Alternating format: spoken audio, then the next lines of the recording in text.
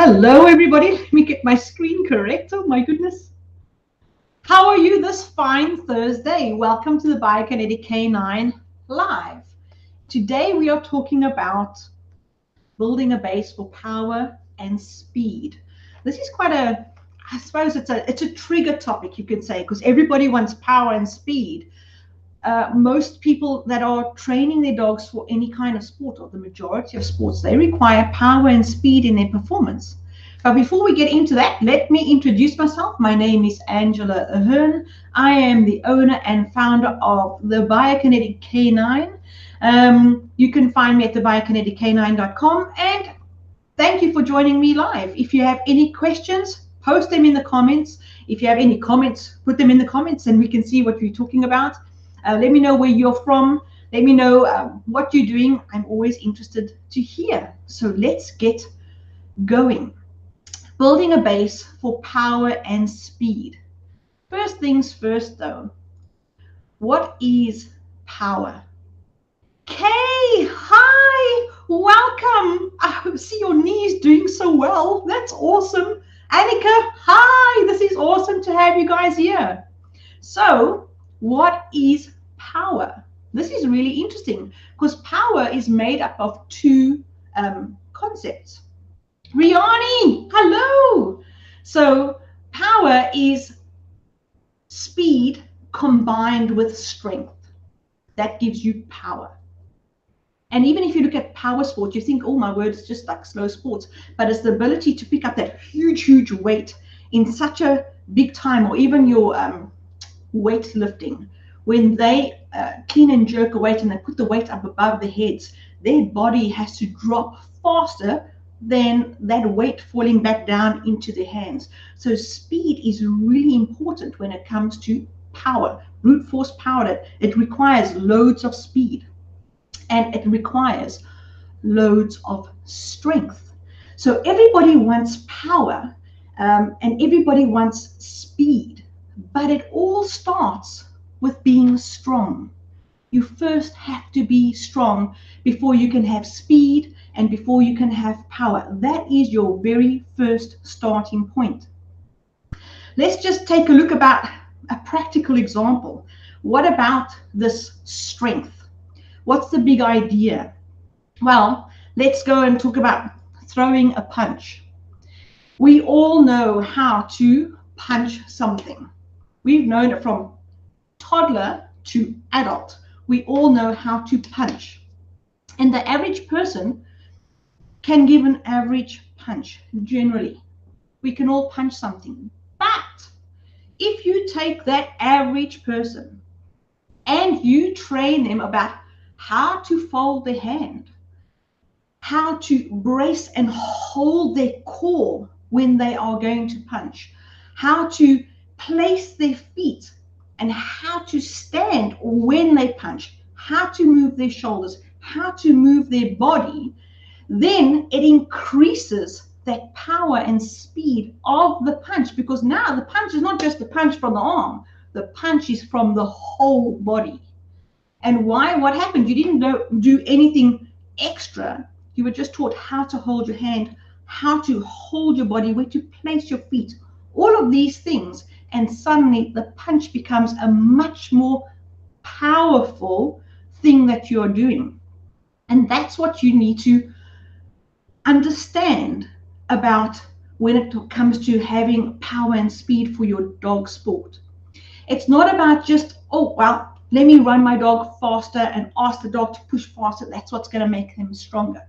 No, it's not about that. It's about deliberately teaching your dog something to be strong. It is about deliberate movements. And what am I talking about? Deliberate movements. Too many people start off at the end when it comes to speed or power. When it comes to speed and all that, they're missing this huge big element of dedicated strength within the muscles that are moving the body. So sometimes, I want my dog to be powerful, so we'll train harder and we'll train more often. That doesn't make your dog powerful. If you're going to do agility, more agility jumps doesn't make your dog better at agility. If your dog is doing every jump a little bit wrong, then he's doing a whole lot of wrong. So it's not about training harder and more often, but it's more about deliberate movements within your dog's body to make those muscles strong so that you can then have strong muscles which can move faster. Then you've got strength and speed, and then you can put them together for power. So if we think about any human wanting to learn to dance. If you are going to tango, you can't just go watch somebody and your partner is a tango professional and he just does the work and does the movements and you following along. You are just going to fumble. You're not going to understand what your body must do.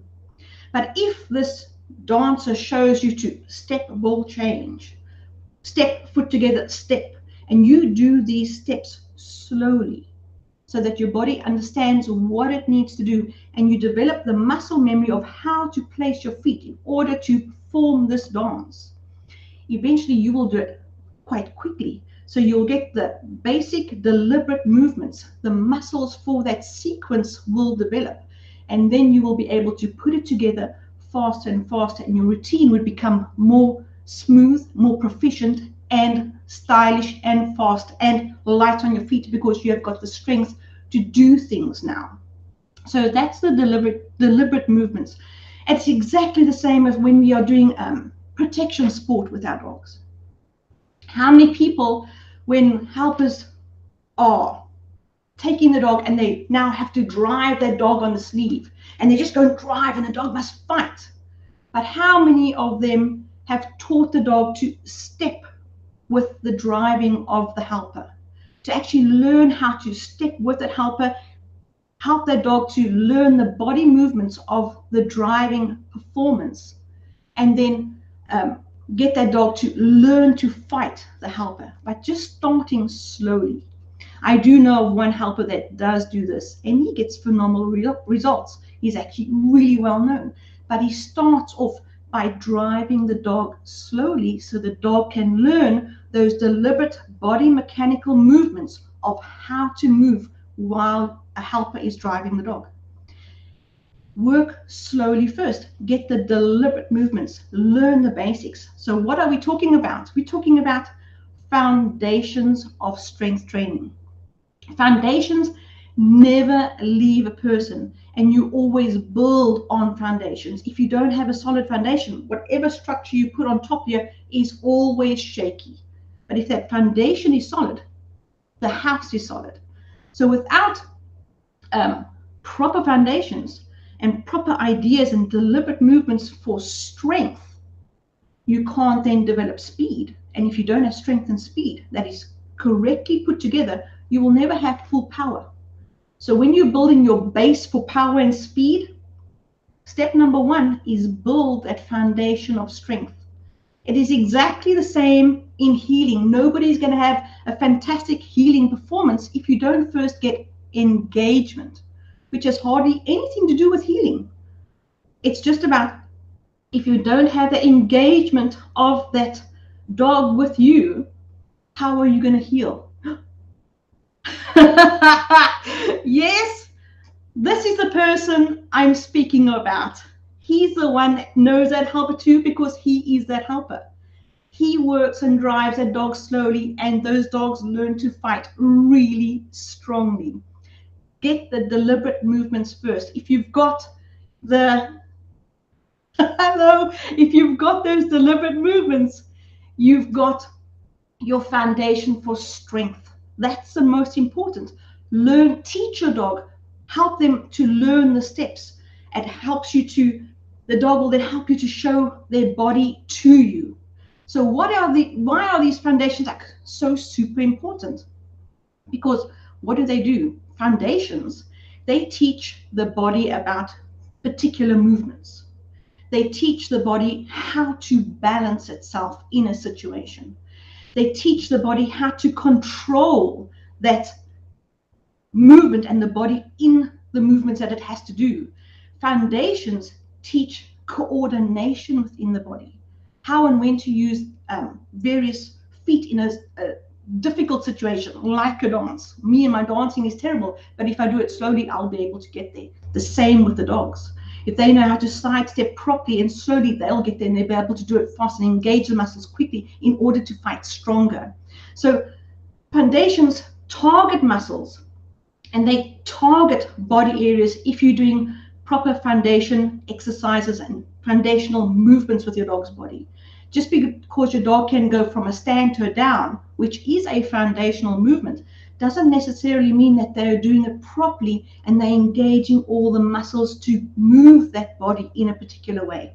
If you learn how to engage and target the muscles properly within a movement, your foundations are solid. They address every muscle in the body and they target areas of the body. They also, doesn't matter what your dog's structure is, if the foundations are good, your dog's structure is automatically stronger because the muscles are stronger to hold that structure together, whether they're over-angulated or really straight in the joints. And foundations are available for every dog at every age. They are used forever. That's why they are a foundation. That engagement with your dog for heel work, it's there forever. And you can use it forever, right from beginning to retirement and beyond. You will always have that engagement with your dog because it is a foundational stage. You can build on foundations. You can make foundations dynamic. Your foundation for strength training, that is your very step number one, base for power and speed. So what do you need to do? You need to build that base. So build a base from which you can then build power and speed, but also technical skill, because technique matters. If you're going to be building a base for strength training, watch the form of your dog, watch the technique of how your dog moves, because if you can get that technique correct, then that foundational strength training skill that your dog is doing for you, it gives you everything that you need. It gives you the ability to see any body checks for injuries. Your foundational strength training helps you with your warm-ups. It helps you with your cool downs. It helps you with your training. It helps you progress your dog. It helps you increase speed, and it helps you increase, therefore, power. Your foundational strength is the most important component of any training program that you're going to be putting together, because your training program needs flexibility, really important if you're going to have strength training. It needs cardio, it needs balance and proprioception, but it needs strength most of all. It is for the most important in any program, whether human or dog. And the most important component is not aerobic, especially for our power sports. Your most important component is strength, because it gives the base for everything else. It is that one component which builds speed and then builds power. Our foundational strength program, it's opening again soon. We've just finished it now. I think of 95% completed. We're putting a few small things together to make it absolutely complete. So it is a complete unit that you can work through, and it gives you a lot more, a lot of extra information. So that's going to be opening soon. If you want to sign up onto the waiting list, please do so, and I'll let you know as soon as it's opening. But that foundational strength training program, it brings everything together from all of our workshops. So if you go on to see that athlete, our canine athlete workshop, the information in there, and you always just want to know, oh, what exercises must we do? How do we do it? Start here. If you're looking at the warm-up, cool-down workshop and you're wondering about the exercises are there. But if you want to know the technique and why that technique matters, it's in that strength program. If you want to know about body checks for your dog, you're not too sure about how is your dog working, that body checks has come in so handy for me. We had Yuri Beth down here, and he did awesome workshops for our dogs in 3 provinces. And just looking at the dogs and how they move, you can immediately pick up and see where a dog is a little bit tight, where a dog needs a little bit more flexibility, or where it is lacking in a bit of strength. So that critical eye within our strength training workshop, it really pops and develops. Because why? We're looking at the technique of how a dog moves. And as soon as that you understand the technique, and if you see your dog is not moving its body according to a particular movement, then it's wise to investigate the area of your dog. Rihanna, you saying the workshop is a beyond amazing. Oh, thank you so much. I'm glad you're enjoying it. But it gives you so much information, not just the exercise of how to move your dog. It gives you why your dog is moving, how to move your dog, the technical training of how to get your dog to move in a particular way, what form and posture you must look for when you are working your dog, the signs of what you must look for when your dog is getting tired. What is he doing? Because it's not just, oh, like a human, oh, I can't anymore, I'm tired. Dogs don't say those things. So we show you what to look for when your dog is getting tired or showing some symptoms of fatigue. We show you about, oh my word, where these exercises come up in various sports. There is a small bias, though. It is more for IGP sport people, but we talk about agility and flyball as well.